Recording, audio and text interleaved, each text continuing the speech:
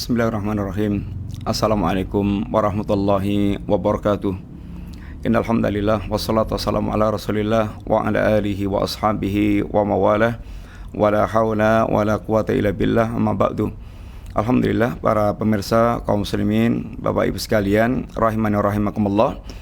Insyaallah kita melanjutkan pembahasan kita dari kitab Al-Aqidah Al-Wasithiyah. Yaitu secara umum kitab ini bicara tentang akidah Ahlussunnah wal Jamaah, akan tapi tidak secara keseluruhan tentang akidah Ahlussunnah wal Jamaah. Beliau memilih pembicaraan beberapa perkara yang lebih khususnya yang banyak penyimpangan-penyimpangan yang terjadi di tengah-tengah kaum muslimin. Seperti diantaranya ketika bicara tentang iman kepada Allah SWT, beliau tidak bicara tentang keseluruhan tentang iman kepada Allah Ta'ala, tentang rububiyah, tentang uluhiyah, tentang asma wa sifat, tetapi beliau bicara khusus tentang masalah ini sifat Allah Ta'ala. Rububiyah dan uluhiyah tidak dibicarakan. Beliau lebih fokus pada pembicaraan tentang sifat Allah Ta'ala. Tentang asma saja beliau tidak membahas. Kemudian juga iman tentang malaikat, tentang kitab, juga secara khusus beliau tidak ingin membahas di sini. Beliau membahas hal-hal yang banyak, yaitu manusia tersesat atau keliru dalam pembahasan tentang masalah-masalah akidah. Para pemirsa yang rahmati Allah Ta'ala, pembicaraan kita tentang kitab ini Al-Aqidah Al-Wasithiyah, kita telah sampaikan beberapa poin pembahasan. Pertama, mukadimah telah kita sampaikan. Kemudian penegasan beliau tentang kitab ini adalah i'tiqad al-firqatin najiyah al-mansurah ila qiyamis saah Ahlussunnah wal Jamaah. Ini adalah keyakinan firqatun najiyah. Karena keyakinan Taifah al-mansurah, yaitu Ahlussunnah wal Jamaah sampai hari kiamat kelak. Artinya apa yang beliau susun adalah merupakan ajaran yang semuanya bisa dipertanggungjawabkan, yaitu yang tegak di atas pemahaman Al-Quran dan Sunnah dengan pemahaman salafus saleh. Itulah akidah Ahlussunnah wal Jamaah, akidahnya al-firqatun najiyah. Kemudian beliau telah menyampaikan pokok-pokok akidah Ahlussunnah: iman kepada Allah, malaikat, kitab, rasul, ba'ats, badal ma'mat, yang kemudian takdir. Kemudian setelah itu beliau mengatakan dengan ungkapan wa minal imani billah al-imanu bima wasafa bi nafsahu fi kitabihi wa bima wasafahu bihi rasuluhu sallallahu alaihi wasallam min ghairi tahrifin wala ta'tilin wa min ghairi takyifin wala tamthilin. Dan di antara iman kepada Allah Subhanahu wa taala, maka dikatakan di antara iman kepada Allah, karena memang iman kepada Allah itu harusnya meliputi iman pada wujudnya Allah, iman tentang rububiyah Allah, iman tentang uluhiyah Allah, iman tentang asma wa sifat. Tetapi itu enggak beliau bahas. Yang beliau bahas adalah khusus masalah, yaitu iman kepada sifat Allah Ta'ala. Di antara iman kepada Allah adalah al-iman, beriman kepada apa yang Allah sifatkan tentang dirinya dalam kitabnya, dan apa yang disifatkan Rasulullah SAW tentang Allah dalam sunnahnya. Kemudian dalam menetapkan sifat-sifat Allah yang telah Allah tetapkan dalam Qur'annya, Allah Nabi tetapkan dalam sunnahnya, itu tanpa melakukan tahrif, yaitu tanpa melakukan penyimpangan atau menyimpangkan dari makna yang diinginkan. Dia tahrif, dia rubah sesuai dengan keinginannya. Wala ta'til, dan tidak melakukan ta'til, yaitu penolakan. Karena bagaimana kita akan menolak sedangkan Allah telah menetapkan, menyebutkan nama dan sifat itu, bagaimana kita tolak? Wa min ghairi takyifin, dan tanpa kita melakukan takyif, menggambarkan bagaimananya. Di mana menggambarkan bagaimananya itu, orang bisa menggambarkan sesuatu itu kalau pertama melihat bendanya, kemudian yang kedua melihat yang serupa, yang ketiga mendapatkan info yang akurat dari orang yang terpercaya. Sedangkan tiga-tiganya pada Allah nggak ada. Kita nggak melihat Allah, nggak melihat yang semisal dengan Allah, tidak mendapatkan info yang akurat tentang bagaimananya Allah dari orang terpercaya, itu Rasul yang diutus oleh Allah Ta'ala. Adapun bagaimananya ada, tetapi hakikat bagaimananya kita serahkan kepada Allah dan kita tidak mengetahui sekarang ini. Wala tamthilin, dan tanpa melakukan tamthil, kita menetapkan nama dan sifat Allah, kita menetapkan sifat-sifat Allah tanpa melakukan penyerupaan kepada makhluk. Karena memang Allah sendiri yang menafikan keserupaan Allah dengan makhluk. Kemudian ini telah kita sampaikan kemarin, dan telah kita sampaikan pula tentang kaidah umum Ahlus Sunnah wal Jamaah dalam mengimani sifat-sifat Allah Ta'ala. Kemarin telah kita sampaikan 5 poin penting. Yang pertama, bahwa seluruh sifat Allah itu husna. Ini sempurna total, di puncak kesempurnaannya, sehingga tidak ada celah, cacat, aib, kurang dalam sifat Allah Subhanahu wa Ta'ala. Kalau kita bicara tentang hidupnya Allah, hidup Allah sempurna, tidak diawali dengan kematian, tidak diawali dengan tidak ada, tidak diakhiri dengan kematian, tidak menggantungkan kepada yang lainnya, sehingga betul-betul sempurna kehidupan Allah Subhanahu wa Ta'ala. Demikianlah kalau kita bicara tentang sifat Allah yang lainnya. Yang kedua, bahwa kita ada istilahnya nama, sifat, khobar. Pembicaraan tentang khobar itu lebih luas dibandingkan dengan sifat. Pembicaraan tentang sifat lebih luas dibandingkan dengan nama. Kalau nama itu kita wajib semata-mata mengikuti apa yang Allah sampaikan pada kita tentang nama-nama Allah Ta'ala. Tidak boleh kita memberikan nama untuk Allah yang tidak Allah terangkan dalilnya. Yang kedua, sifat lebih luas dibandingkan dengan nama. Artinya setiap nama itu pasti mengandung sifat. Ar-Rahman, nama Allah, sifatnya Dzur-Rahmah Al-Wasi'ah. Allah pemilik rahmat yang luas. Kemudian Allah Al-Ghafur, Allah adalah pemberi maghfirah, pemilik ampunan. Tetapi tidak setiap sifat itu nama Allah Ta'ala. Allah mengatakan, wa makaru wa makarallah wallahu khairul makirin. Mereka orang kafir membuat makar kepada Allah Ta'ala, dan Allah membalas makar mereka, dan Allah sebaik-baik pembalas makar. Sifat Allah diantaranya membalas makar mereka. Tapi Allah tidak bisa dinamai atau tidak boleh dinamai dengan Al-Makir, Allah yang sang pembuat makar, karena ada konotasi jelek berkaitan dengan makar dalam satu sisi. Akan menjadi sempurna kalau itu adalah berkaitan dengan pembalasan Allah terhadap pemakar yang membuat makar. Maka sifat lebih luas daripada nama. Khabar lebih luas lagi. Khabar lebih luas lagi. Yang penting tidak menyelisih tentang keumuman daripada kesempurnaan sifat Allah Subhanahu wa Ta'ala. Kemudian sifat Allah itu terbagi menjadi 3. Dzatiyah, kemudian fi'liyah, dzatiyah, fi'liyah. Dzatiyah itu sifat yang senantiasa melekat pada Allah, tangan, mata, pendengaran, dan seterusnya. Itu adalah sifat dzatiyah, sifat yang senantiasa melekat pada diri Allah Subhanahu wa Ta'ala. Sifat fi'liyah, sifat yang berkaitan dengan perbuatan Allah atau kehendak Allah untuk berbuat apa yang Allah inginkan. Contoh adalah hub, kecintaan. Allah menginginkan, berkehendak mencintai si fulan dan tidak mencintai si fulan. Kemudian al-ghadab, marah. Allah berkehendak membenci fulan dan Allah berkehendak tidak membenci si fulan, dan seterusnya. Sifat yang berkaitan dengan kehendak Allah, fi'liyah itu. Jika Allah berkehendak, Allah berbuat. Jika Allah tidak berkehendak, Allah tidak berbuat.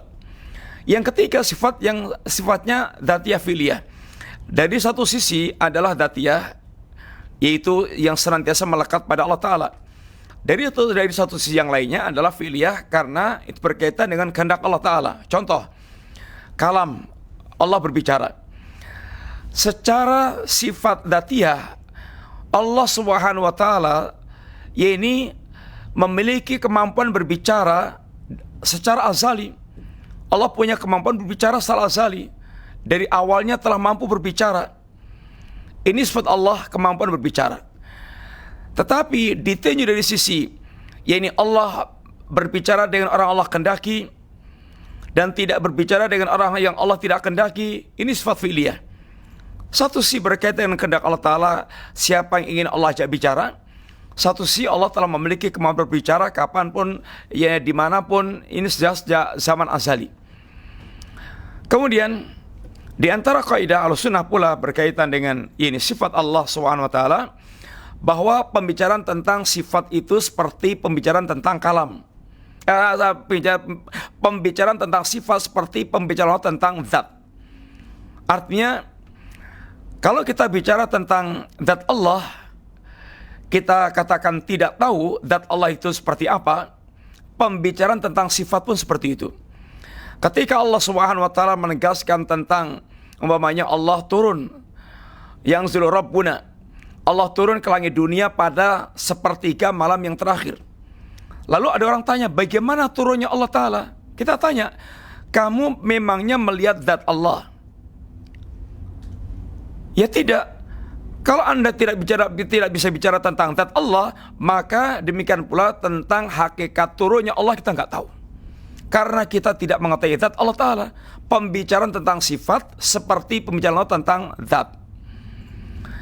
Kemudian yang kelima, pembicaraan tentang sebagian sifat sama dengan pembicaraan tentang sifat yang lainnya. Di kalangan muslimin, katakanlah Asy'ariyah menetapkan sifat iradah bagi Allah Ta'ala.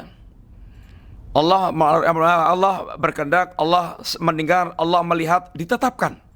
Tetapi ketika bicara tentang tangan Allah, tentang kaki Allah, tentang turunnya Allah, itu ditahrif, ditakwil atau ditahrif, disimpangkan pada makna yang lainnya.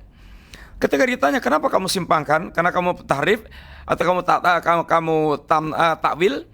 Karena kalau menetapkan kalau menetapkan yaitu turun, tangan, kaki, itu akan serupa dengan makhluk. Karena makhluk juga punya sifat seperti itu. Kita tanya, kamu menetapkan mendengar, melihat, berkehendak. Bukankah makhluk juga berkehendak? Bukankah makhluk juga mendengar, melihat? Oh, tapi maksudnya kehendak Allah beda dengan kehendak makhluk. Mendengarnya Allah berbeda dengan mendengarnya makhluk. Melihatnya Allah berbeda dengan mendengarnya melihatnya makhluk. Kita katakan pembicaraan tentang sebuah sifat sama dengan sifat yang lainnya. Kalau Anda berani menetapkan sifat Allah Sami'un, Basirun, kemudian Allah yaitu iradah, berkehendak, maka sama dengan sifat tangan, kaki, turun, maka itu dijelaskan Nabi, maka kita pun wajib menetapkannya. Hakikatnya kita serahkan kepada Allah Ta'ala. Yaliku bijalalah sesuai dengan keagungan Allah dan tidak sama dengan makhluk. Sangat gamblang Ahlussunnah memberikan kaidah berkaitan dengan ini bagaimana mengenai sifat Allah SWT. Bal yu'minuna bi anna Allah Subhanahu wa ta'ala laisa kamitslihi syai' wa huwas samiul basir. Bahkan Allah Subhanahu wa ta'ala mengimani bahwa Allah itu seperti yang Allah katakan dalam ayatnya, laisa kamitslihi syai', bahwa Allah tidak serupa dengan apapun. Laisa kamitslihi syai', Allah tidak serupa dengan apapun. Wa huwas samiul basir, tetapi Allah itu dan Allah zat yang Maha mendengar lagi Maha melihat. Laisa kamitslihi syai', itu adalah penafian, di mana Allah sama sekali tidak serupa dengan apapun. Ini namanya sifat yang ditiadakan Allah secara global, manfiyah. Allah tidak serupa dengan apapun. Tetapi kemudian Allah menegaskan wa huwas samiul basir. Sedangkan Allah Maha mendengar lagi Maha melihat. Ini sifat subutiyah, sifat yang ditetapkan Allah Ta'ala. Bersama dengan Allah menetapkan, maka Allah menegaskan tidak serupa dengan apapun. Sehingga di sini kewajiban kita adalah seperti yang dikatakan oleh Imam Asy-Syafi'i, cara beriman kita ini amantu billah wa ma jaa'a anillah ala muradillah. Aku beriman kepada Allah Subhanahu wa taala dan beriman dengan semua yang datang dari Allah sesuai dengan apa yang Allah kehendaki. aku beriman kepada Rasulullah sallallahu alaihi wasallam seperti juga beriman kepada wa ma jaa an Rasulillah sallallahu alaihi wasallam, dan aku beriman dengan apa yang datang dari Nabi ala muradillah, sesuai dengan kehendak Allah Ta'ala, sesuai dengan kehendak Rasulullah sallallahu ala muradi Rasulillah sallallahu alaihi wasallam. Sehingga di sini seorang muslim ketika dia mendapatkan apa yang datang dari Allah, dia tetapkan. Allah Sami, Allah Basir, dia tetapkan. Tetapi kita tidak akan menyerupakan Allah dengan makhluk. Kenapa? Laisa kamitslihi syai'. Tidak serupa, Allah tidak serupa dengan apapun. Allah tidak serupa dengan apapun dari kalangan para makhluk. Sehingga ketika Anda menetapkan sifat Allah Subhanahu wa taala, maka putuskan harapan Anda untuk bisa membayangkan tentang sifat Allah tersebut. Karena Allah tidak serupa dengan apapun dari kalangan para makhluk ini. Sehingga ketika kita menetapkan sifat Allah seperti ini, sekali lagi, putuskan harapan Anda untuk menyerupakan sifat Allah dengan apapun. Karena Allah tidak serupa dengan apapun. Dan daya nalar kita, daya khayal kita ini sangat terbatas. Kita hanya bisa berhayal dengan perbandingan apa yang telah kita lihat, kita saksikan. Sehingga ini adalah termasuk kaidah yang menjadi kaidah Ahlussunnah.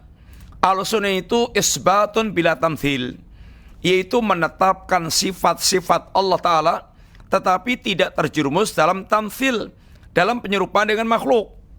Bagaimana kita menyerupakan dengan makhluk? Sedangkan Allah menegaskan laisa kamitslihi syai'. Allah tidak serupa dengan apapun, tetapi Allah menerangkan Allah itu Sami, Allah itu Basir, sehingga kita wajib menetapkan, tapi kita tidak boleh menyerupakan dengan makhluk. Sehingga Ahlussunnah sangat simpel kaidahnya, isbatun, menetapkan nama-nama Allah, sifat-sifat Allah yang telah Allah jelaskan kepada kita, tetapi bila tamsil, tidak menyerupakan dengan makhluk, karena yang menegaskan Allah sendiri. Di sini menyerupakan Allah dengan makhluk adalah sebuah cacat, aib, dan perendahan bagi Allah Subhanahu wa ta'ala. Maka Allah Subhanahu wa ta'ala benar-benar yaitu menantang kepada mereka yang menyerupakan Allah dengan makhluk. Allahu khairun amma yusyrikun. Allahkah yang lebih baik atau apa yang mereka sekutukan yang lebih baik? Allahkah yang lebih baik ataukah yang lebih baik itu yang mereka sekutukan? Tentu Allah lebih baik. Karena Allah laisa kamitslihi syai'. Allah tidak serupa dengan apapun. Walam yakun lahu kufuwan ahad. Tidak ada yang setara, yang sekufu dengan Allah Subhanahu wa taala. Dan tentu Allah lebih tahu tentang dirinya dibandingkan dengan kita. Ini Qul ama antum a'lamu amillah. Katakanlah, memangnya kamu lebih tahu tentang Allah ataukah yang Allah yang lebih tahu tentang dirinya? Tentu Allah yang lebih tahu tentang dirinya. Sehingga jangan sampai kita ini melampaui batas dari apa yang telah dijelaskan oleh Allah Subhanahu wa taala. Kemudian ketika kita menetapkan nama dan sifat Allah, maka di situ akan muncul pengagungan kita kepada Allah Ta'ala. Bayangkan umpamanya ketika Allah mengatakan Allah Sami'un Basirun, Allah zat yang mendengar, Allah zat yang melihat, dan pendengaran Allah sempurna, demikian pula penglihatan Allah sempurna. Tidak ada yang terlewatkan, tidak ada yang terluput dari jangkauan pendengaran Allah Ta'ala. Anda yang berbisik-bisik Allah dengar, apalagi berbicara dengan terang-terangan. Anda mau bersembunyi dimanapun juga Allah melihat. Tidak ada yang terhalang bagi Allah SWT untuk melihat. Kalau orang memiliki keyakinan akidah seperti ini, akan melahirkan muraqabah, akan tentu melahirkan sifat ini muraqabah. di mana dia akan merasa betul-betul merasa diawasi oleh Allah. Perkataannya didengar, kemudian hal ehwalnya dilihat oleh Allah Ta'ala. Orang seperti ini yang mengimani Allah, mendengar seperti ini, maka dia akan hati-hati benar dalam berucap. Sehingga Nabi menuntunkan, man kana yu'minu billahi wal yawmil akhir falyaqul khairan aw liyasmut. Barang siapa yang beriman kepada Allah dan hari akhir, maka hendaklah dia berbicara yang baik atau dia diam. Ini dampak pengaruhnya dalam diri seorang. Dia tidak akan sembarangan menulis di medsos, tidak akan sembarangan dia membuat WA, menulis di WA, di SMS. Tidak akan sembarangan. Karena semua yang dia tulis itu dilihat oleh Allah Ta'ala. Itu bagian dari pembicaraan didengar oleh Allah SWT, diliput oleh Allah SWT. Orang yang mereka meyakini Allah basirun, melihat, maka dia akan berhati-hati dalam berbuat, dalam bertindak. Jangan pernah dia mendapatkan dirinya bermaksiat sedangkan dia dilihat oleh Allah SWT. Ini akan memberikan muraqabah yang sangat luar biasa. Maka lihatlah contoh-contoh orang mereka itu, yaitu memiliki muraqabah seperti ini.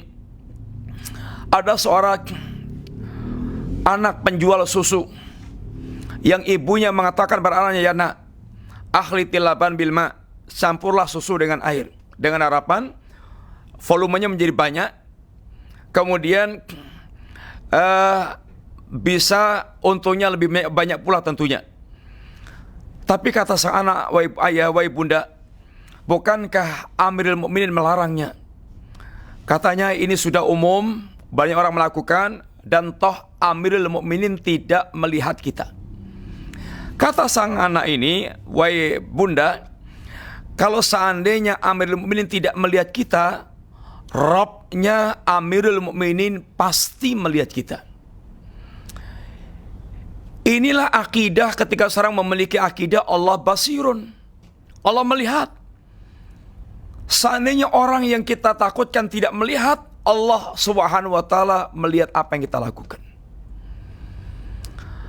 Lihat dalam Nabiullah Yusuf alaihissalatu wassalam, di puncak syahwat godaan Zulaikha, bagaimana Yusuf benar-benar ada rasa takut kepada Allah dan bisa selamat dari jebakan Zulaikha. Ketika Umar bin Khattab menguji seorang penggembala kambing untuk menjual kepada dirinya, maka kata sang penggembala yang dia sekedar budak yang menggembalakan kambing sang tuan, dan diajari untuk bilang pada sang tuan, Allah bilang aja sama tuan kamu, ya ini akaladhib, ada satu kambing yang dimakan oleh serigala. Kata sang budak penggembala kambing ini apa katanya? Ya ini, kalau begitu ainallah, di mana Allah Subhanahu wa Ta'ala? Soal tuan bisa dia tipu, tetapi yang tidak bisa ditipu adalah Allah Sang Maha Pelihat, Allah Sang Maha Melihat. Tidak bisa ditipu. Demikian pula kisah tentang 3 orang yang mereka terjebak dalam gua. Bagian saya kisah muraqabah pula. Lalu yang satu, dia mengungkapkan tentang amal saleh birrul walidain. Dia biasa membawakan air susu untuk sang orang tua, ayah dan ibunya, sebelum keluarganya diberikan. Sebelum diberikan pada keluarganya.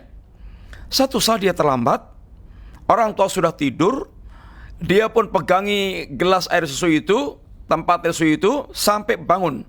Sedangkan malam itu keluarganya merengek-rengek minta susu. Apa yang dia lakukan itu karena tumbul dari muraqabah, Allah melihat apa yang dia perbuat. Termasuk orang yang mereka, pemuda yang sedang di puncak-puncak syahwat berzina. Lalu dikatakan oleh sang perempuan, ittaqillah la tubdil khatam illa bihaqqiha.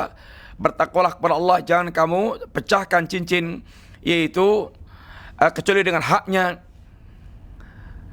Kalimat ittaqillaha membuat runtuhnya syahwat sang pemuda ini, karena punya keimanan Allah melihat dia sehingga merasakan getaran tentang diingatkan tentang Allah Ta'ala.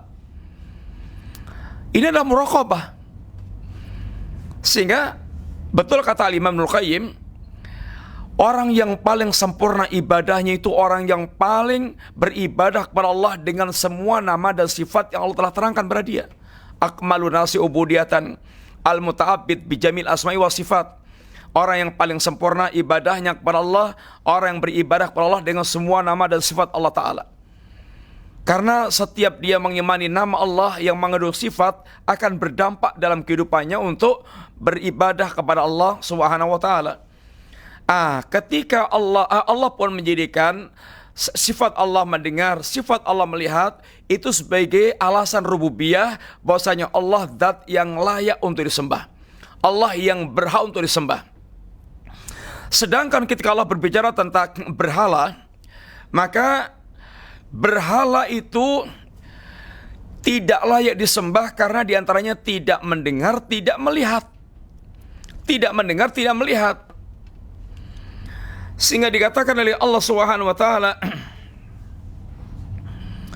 "Wa man adallu mimman yad'u min dunillahi man la yastajibu lahu ila yaumil qiyamah wa hum an du'aihim ghafilun." Siapakah yang lebih sesat dibandingkan orang yang mereka berdoa menyeru kepada selain Allah, sedangkan yang mereka seru ini tidak mengabulkan, tidak menjawab apa yang dia minta sampai hari kiamat kelak, dan mereka itu melupakan begitu saja tentang orang yang berdoa tersebut. Tidak punya kemampuan, tidak punya, dia tidak melihat, tidak mendengar, tidak mengabulkan apa yang menjadi tuntutan, permintaan orang menyembahnya. Nabiullah Ibrahim ketika mengatakan kepada ayahnya tentang sembah yang mereka sembah, "Ya abati, lima ta'budu ma la yasma' wa la yubsir wa la yughni anka syai'an." Wahai ayah, kenapa engkau menyembah kepada sesuatu yang tidak mendengar, tidak melihat, dan tidak memberikan manfaat pembelaan apapun kepada Anda? Ini adalah alasan Allah zat yang maha atau yang berhak disembah, dan alasan kenapa selain Allah tidak berhak untuk disembah. Di antaranya adalah Allah itu Sami'un Basirun, sedangkan yaitu berhala-berhala itu tidak mendengar dan tidak melihat. Sehingga termasuk kezaliman orang yang mereka menyembah selain Allah Subhanahu wa taala. Para pemirsa yang rahmati Allah Subhanahu wa taala, maka itu ketika kita yaitu mengimani Allah mendengar dan melihat. Bayangkan tentang mereka yang tidak mau mengimani tentang Allah melihat, Allah mendengar, menolak sifat-sifat Allah Subhanahu wa taala. Pengagungan apa yang akan muncul di hati orang yang mereka tidak menetapkan Allah mendengar, Allah melihat? Tentu berbeda dengan orang mereka menetapkan sifat Allah mendengar atau Allah melihat.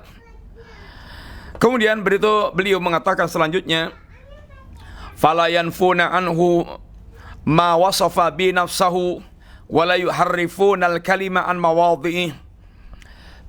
Maka Ahlussunnah wal Jamaah tidak menolak sifat-sifat yang Allah telah tetapkan pada dirinya, dan tidak melakukan tahrif, menyimpangkan perkataan Allah dari tempat-tempatnya.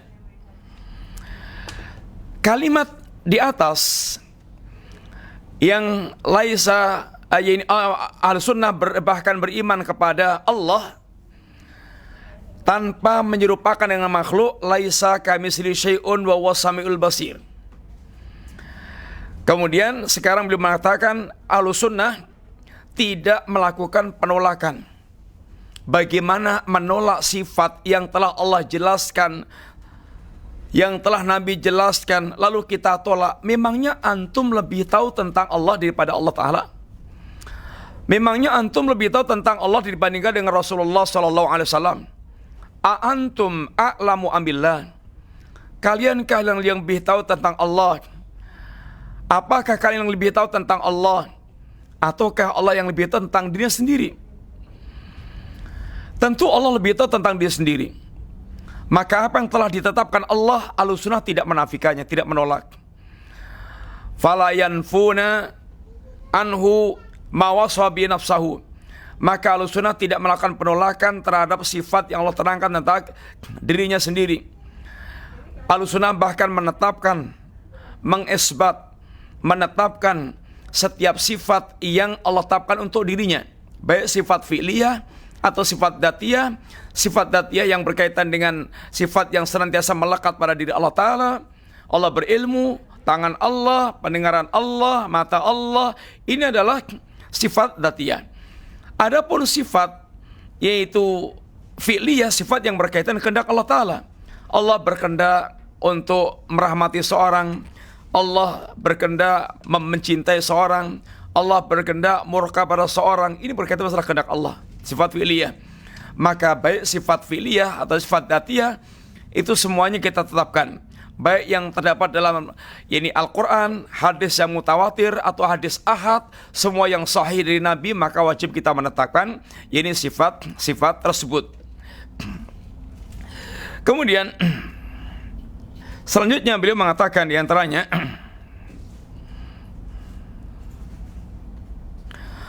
wala yuharrifuna al-kalima an mawadhi'i, dan Ahlussunnah itu tidak melakukan tahrif, tidak melakukan tahrif tentang kalam Allah dari tempat-tempatnya. Tahrif yaitu merubah sesuai dengan apa yang menjadi selera dia. Dan ini pekerjaannya orang-orang Yahudi, di mana Allah mengatakan tentang orang Yahudi dengan ungkapan minal ladzina hadu yuharrifunal kalima an mawadhi'i. Di kalangan orang-orang Yahudi itu ada orang mereka merubah-rubah kalimat Allah dari tempat-tempatnya, sehingga merusak tatanan apa yang mesti diimani dengan benar dengan cara melakukan tahrif, merubah. Tahrif itu ada tahriful makna, ada tahriful lafzi. Tahriful lafzi adalah tahrif merubah yang berkaitan dengan lafaz. Contoh, Allah menyatakan wa kallamallahu Musa takliman, yang artinya benar-benar Allah berbicara kepada Musa, berbicara dengan suara yang didengar oleh Musa. Tentang kaifiatnya kita serahkan kepada Allah Ta'ala, bagaimananya tentang kita serahkan kepada Allah Ta'ala. Yang jelas Allah mengatakan Allah berbicara kepada Musa, wajib kita mengimaninya. Aqidah Ahlussunnah ketika mendapatkan seperti ini, pertama menetapkan dalam imani, karena itu datang dari Allah Subhanahu wa Ta'ala. Yang kedua, tidak melakukan tamsil atau menyerupakan dengan makhluk, tidak melakukan tahrif menyimpangkan makna, tidak menggambarkan bagaimananya, dan ini tidak pula mereka menolak sifat tersebut karena telah ditetapkan Allah dalam kitabnya. Orang-orang pekerjaan mentahrif ini pekerjaan orang Yahudi. Pertama, tahrif lafaz. Dia pengen rubah lafaz itu karena nggak masuk akal, susah mencerna dengan akalnya itu. Allah berbicara kepada Musa, pengen dia merubah wa kallamallaha Musa takliman, dan Musa berbicara dengan Allah Ta'ala. Ini gampang, kalau begitu itu gampang untuk mencernanya. Maka dia pun ingin rubah kalimat tersebut sesuai dengan selera nafsunya. Itu tahriful lafzi, merubah lafaz. Yang kedua, tahriful makna, yaitu merubah makna, menyimpangkan kepada makna yang dia kehendaki, yang dia cocok, sekiranya cocok. Contoh umpamanya, Allah mengatakan bal yadahu mabsutatan, kedua tangan Allah itu terbuka. Ahlussunnah cara mengimaninya, Ahlussunnah mengimani Allah punya dua tangan. Kemudian tentang hakikat tangannya yaliku bijalali, sesuai dengan keagungan Allah Ta'ala, kita kembalikan pada Allah tentang hakikatnya. Tapi Allah ketika menjelaskan Allah punya dua tangan, kita wajib untuk mengimaninya tanpa menyerupakan Allah dengan makhluk, tanpa menyimpangkan pada makna yang kita kehendaki sehingga berpaling dari zahirnya, yakni nas tersebut.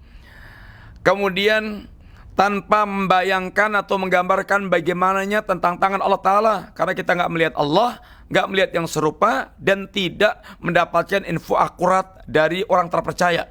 Dan kita tidak melakukan taktil, penolakan terhadap sifat tersebut, karena Allah sendiri yang telah menetapkannya. Adapun ahlu tahrif merubah yad dengan tangan, dengan kekuasaan. Yad dengan kekuasaan atau dengan kekuatan. Itu namanya tahrif. Kenapa kita rubah? Karena kalau menetapkan tangan, khawatir terjebak menyerupakan dengan makhluk. Apakah kalau dia rubah menjadi kekuasaan atau kekuatan, bukankah manusia juga punya kekuatan kekuasaan? Tidakkah Anda juga ini khawatir terjebak pada penyebab makhluk? Maka sesungguhnya mereka dibingungkan sendiri dengan apa yang mereka yaitu lakukan. Ahlussunnah sangat gampang sesuai dengan fitrah. Bahkan kedua tangan Allah yaitu terbuka, memberikan rezeki kepada siapapun di kalangan para hamba, sehingga tanpa melakukan tahrif. Kemudian wala yulhiduna fi asma'illahi wa ayatih. Ahlussunnah juga tidak melakukan ilhad dalam masalah dalam nama-nama Allah dan sifat Allah Ta'ala. Tidak melakukan, yaitu tidak menyerupakan Allah dengan makhluk, tidak melakukan penolakan terhadap nama dan sifat Allah Subhanahu wa Ta'ala, tapi mengimaninya sebagaimana Allah dan Nabi-Nya jelaskan, dengan tidak melakukan tamsil, tahrif, takyif, taktil. Dan juga tidak melakukan ilhad. Ahlussunnah tidak melakukan ilhad terhadap asma Allah dan ayat-ayat Allah. Ilhad, lahat, liang lahat itu liang yang menyimpang.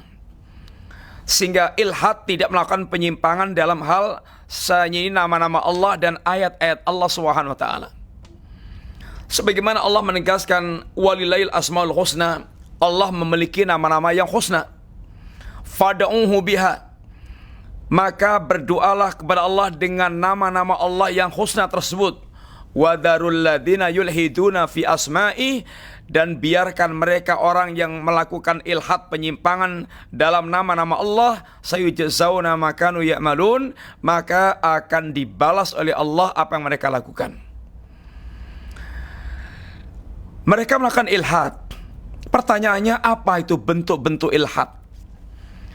Kalau ilhad yang berkaitan asma Allah, bentuknya ilhad yang berkaitan dengan asma Allah. Satu, memberikan nama kepada Allah yang Allah tidak pernah menamai dirinya.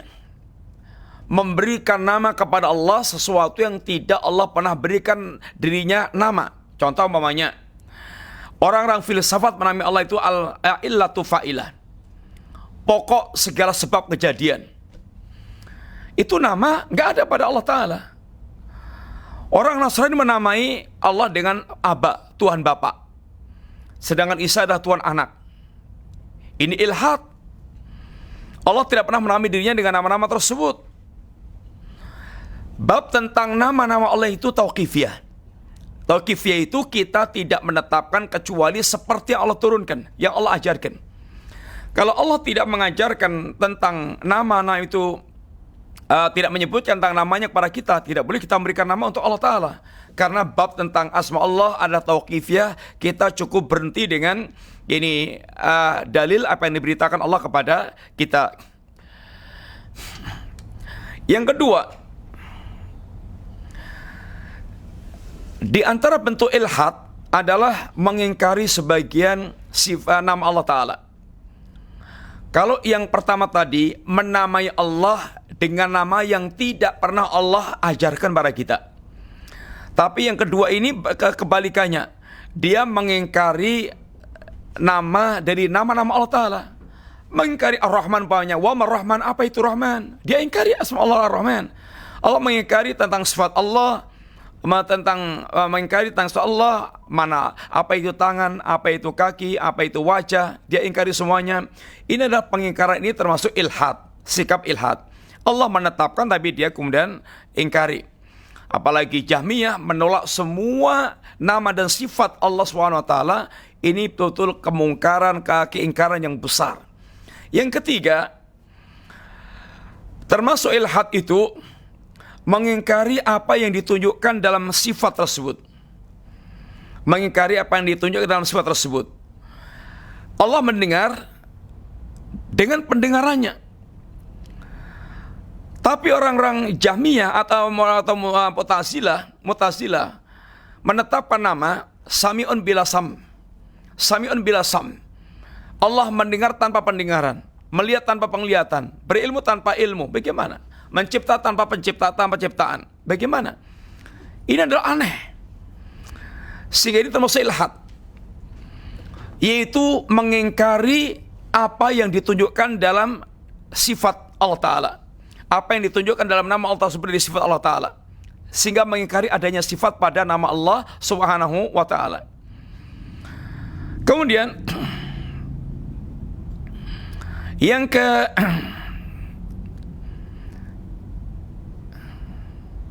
ketiga, di antara bentuk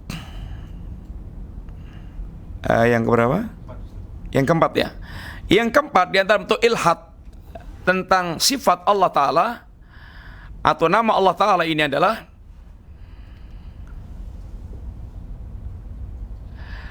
menetapkan nama dan sifat Allah tapi dia lakukan tamsil, penyerupaan. Sehingga tangan Allah seperti tangan kita, mata Allah seperti mata kita, bicaranya Allah seperti bicara kita. Menetapkan nama dan sifat Allah tetapi menyerupakan dengan makhluk. Ini adalah juga ilhad. Yang kelima, termasuk di antara ilhad adalah ini menamai berhala-berhala mereka dengan nama-nama Allah Ta'ala. Lata dari Al-Ilah, Uzza dari Al-Aziz, Manat dari Al-Manan. Sehingga dia ambilkan nama-nama berhala ini dari nama-nama Allah SWT. Ini juga termasuk ini ilhad.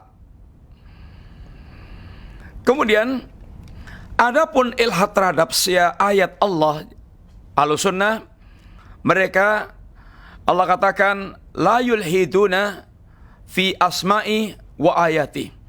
Ahlussunnah tidak melakukan ilhad dalam nama-nama Allah dan sifat-sifat Allah Subhanahu wa Ta'ala. Ahlussunnah tidak melakukan ilhad la wala yulhiduna fi asma'illah wa ayati. Ahlussunnah tidak melakukan ilhad terhadap nama-nama Allah dan ini ayat-ayat Allah Ta'ala. Ilhad terhadap nama Allah sudah kita terangkan tadi. Beberapa 5 hal berkaitan dengan ilhad terhadap nama Allah Ta'ala. Menamai nama berhala mereka dengan nama-nama Allah Subhanahu wa Ta'ala. Kemudian menyerupakan Allah dengan makhluk, menetapkan nama dan sifat lalu Allah dia serupakan dengan makhluk. Kemudian yaitu mengingkari kandungan sifat dari nama Allah Subhanahu wa Ta'ala, sehingga dia menetapkan Allah mendengar tanpa pendengar, melihat tanpa penglihatan dan seterusnya. Kemudian menamai Allah bukan dengan nama yang Allah telah terangkan, mengingkari nama yang telah Allah ajarkan. Ini semuanya ilhad terhadap nama-nama Allah SWT. Adapun ilhad terhadap hal ayat Allah, adapun ilhad dalam perkara ayat Allah SWT, ayat Allah itu ada dua. Ayat Allah yang kauniyah, ayat Allah yang kauniyah yaitu alam semesta, yang Allah sering jelaskan wa min ayati al-lailu wan nahar wa samsu wal qamar. Di antara tanda kekuasaan Allah adalah malam dan siang, matahari dan bulan. Wa min ayati an khalaqakum min turab. Di antara tanda kekuasaan Allah adalah Allah ciptakan dari tanah. Wa min ayati khalqus samawati wal ardi. Di antara tanda kekuasaan Allah langit dan bumi. Bagaimana bentuk mengingkari ayat-ayat Allah, ayat kauniyah tersebut? Yaitu dengan cara ilhadnya dalam bentuk menisbatkan kepada selain Allah tentang ayat-ayat kauniyah tersebut. Dia nisbatkan kepada Allah, baik nisbat istiqlalan, dia yakini ada selain Allah yang menciptakan, langit dan bumi, menciptakan laut, menciptakan ini alam semesta. Atau dia menisbatkan dalam bentuk musyarakah, berserikatnya Allah, bersekutunya Allah dengan yang lainnya. Allah tidak pernah bersekutu dalam hal perbuatan-perbuatan Allah Ta'ala. Atau dia meyakini bahwa ada yang membantu Allah, ada yang membantu Allah Subhanahu wa Ta'ala. Maka Allah pun putuskan semua akar kesyirikan ini dalam sebuah ayat. Qul ida'ul ladzina za'amtum min dunillah. Silahkan terangkan tentang yang kalian sangka sebagai sembahan selain Allah Ta'ala. Tentang sesembahan selain Allah Subhanahu wa Ta'ala itu, terangkan pada mereka. Satu, la yamlikuna misqala dzarratin fis samawati wala fil ardi. Mereka itu tidak memiliki apapun, la yamlikuna misqala dzarratin, tidak memiliki apapun yang di langit dan bumi walaupun sebesar darah, sebesar ini biji sawi atau sebesar semut hitam, enggak punya. Wa malahum fihima min syirkin. Mereka pun juga tidak punya saham berkaitan dengan langit dan bumi.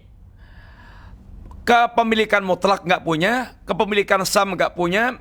Wa malahu minhum min dhahirin. Mereka tidak punya jasa pertolongan kepada Allah pula. Mereka enggak ada jasa yang bisa disumbangkan pada Allah. Allah enggak butuh apapun dari para makhluk. Demikian pula wala tanfa'u syafa'ah, dan syafaat mereka tidak berguna kecuali setelah diizinkan Allah. Wala tanfa'u syafa'atu indahu illa liman adzinalah, dan tidak bermanfaat syafaat di sisi Allah kecuali bagi orang Allah telah izinkan. Sehingga habis sudah harapan orang yang mereka menyekutukan Allah untuk mendapatkan manfaat. Pemilik juga enggak, berserikat saham kepemilikan enggak, kemudian mereka punya jasa pada Allah enggak. Kemudian harapan syafaatnya mereka nggak bisa memberi syafaat, bukan pemilik syafaat, nggak, dan tidak bisa memberikan syafaat kecuali setelah diizinkan oleh Allah Subhanahu wa Ta'ala. Ini adalah ilhad terhadap ayat kauniyah, menisbatkan alam semesta, ayat-ayat Allah kepada selain Allah, baik dengan istiqlalan atau musyarakah, yaitu dengan secara mandiri dan disebutkan pada selain Allah Ta'ala, atau bergabungnya mereka dengan Allah, berserikat mereka dengan Allah Ta'ala. Ini termasuk diantara yaitu pengingkaran terhadap ayat Allah yang kauniyah. Adapun ayat Allah yang syariah, bagaimana ilhadnya? Ilhadnya terhadap ayat Allah yang syariah, yaitu wahyu Allah yang Allah turunkan, Al-Quran dan juga As-Sunnah. Ilhadnya dengan cara melakukan takdzib, pendustaan, mendustakan ayat Allah, mendustakan Al-Quran, mendustakan As-Sunnah, mendustakan syariat jilbab, mendustakan syariat kewajiban puasa, sholat, haji, dan seterusnya. Ini pendustaan. Atau tahrif, melakukan tahrif juga merupakan ilhad terhadap ini ayat syariah. Dia simpangkan, dia takwilkan sesuai dengan hawa nafsunya, atau menyelisih apa yang telah diajarkan dalam kitab dan sunnah. Ini semuanya adalah bentuk yaitu ilhad terhadap ini ayat-ayat Allah yang syariah. Sampai sini yang kita sampaikan dulu. Ini perkataan Syekhul Islam Ibnu Taimiyah bahwa Ahlussunnah itu mereka mengimani nama dan sifat Allah tanpa tamsil, tanpa tahrif, tanpa takyib, tanpa ini taktil. Bahkan mereka menetapkan semua nama dan sifat Allah Subhanahu wa Ta'ala. Dan Ahlussunnah juga tidak melakukan ilhad terhadap nama dan sifat Allah, nama dan sifat Allah Ta'ala, dan tidak melakukan ilhad pula terhadap ayat-ayat Allah Ta'ala yang kauniyah maupun yang syariah. Demikian, semoga manfaat. InsyaAllah kita lanjutkan pembahasan berikutnya pada pertanyaan akan datang. Bismillah. Ada pertanyaan? Bismillah. Assalamualaikum warahmatullahi wabarakatuh. Waalaikumsalam warahmatullahi wabarakatuh. Afwan Ustadz, ketika memberikan kitab buku sesuai sunnah kepada orang, lalu orang itu mengamalkannya, apakah kita termasuk mendapatkan pahala ilmu bermanfaat? Apakah masuk pahala jariyah? Ya, insyaAllah, bismillahirrahmanirrahim. InsyaAllah ada mendapatkan. Kata Nabi, at-talu alal khair kafailih. Orang yang menunjukkan kebaikan maka seperti pelakunya. Anda tunjukkan dengan memberi buku, dengan memperlihatkan ceramah, dengan mengajak pengajian, dengan mengajak bertanya kepada ustadz. Itu namanya Anda menjadi jalan petunjuk untuk mengantarkan orang tahu tentang ilmu. Anda selama dia membaca buku, mengamalkan buku tersebut melalui Anda, sehingga dia mendapatkan petunjuk melalui Anda, insya Allah Anda berserikat di dalam masalah yaitu pahala tersebut. Dengan Anda menunjuki kepada orang tersebut kepada hidayah, menjadi wasilah tertunjukinya orang tersebut. Wallahu a'lam bishawab. Pertanyaan berikutnya Ustadz, Bismillah. Beberapa terjemahan Al-Quran yang beredar di Indonesia saat ini terdapat takwil di dalamnya. Kira-kira terjemahan versi apa yang harus dipelajari, khususnya bagi orang yang awam dengan bahasa Arab? Ya, kalau yang ada banyaknya versi itu takwil. Adapun yang tidak takwil insyaallah itu Quran yang terjemahan Saudi, yang versi Indonesia. Terbitan Madinah, maksudnya terbitan percetakan Madinah, yang versi Indonesia insyaallah sudah dibenarkan terjemahannya, wallahu a'lam bishawab. Bisa nanti dilihat lagi. Paling gampang lihat nanti terjemahan ketika bicara tentang masalah tangan yadullah, lihat ada nggak catatan kakinya terjemahkan apa. Kalau diterjemahkan kekuasaan atau kekuatan itu adalah takwil. Kalau ditetapkan terjemahkan dengan tangan, maka itu adalah terjemahan yang benar. Wallahu a'lam bishawab. Jazakallahu khairan. Insyaallah cukup Ustaz. Ya, semoga manfaat sekalian. Insyaallah kita lanjutkan pembahasan kita pada pertanyaan akan datang bismillah. Wassallallahu ala nabiyyina Muhammadin wa ala alihi washabihi wasallam. Subhanakallahumma wa bihamdika asyhadu an la ilaha illa anta astaghfiruka wa atubu ilaik. Assalamualaikum warahmatullahi wabarakatuh.